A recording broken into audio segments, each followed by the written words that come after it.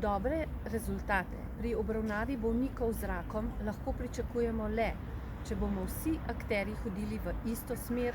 in ravno zato je pomembno, da imamo tak strateški dokument, kot je državni program za obvladovanje raka, ki povezuje različne deležnike v državi, tako iz zdravstva kot drugih delov javnega sektorja ter tudi nevladne organizacije. Glede na dosedanje izkušnje in tudi na osnovi primerov dobrih praks iz tujine, v tem trenutku potekajo aktivnosti za prenos koordinacije in upravljanja državnega programa za obvladovanje raka z Ministrstva za zdravje na Onkološki inštitut Ljubljana. Upamo, da bomo čim prej uredili vse potrebne formalnosti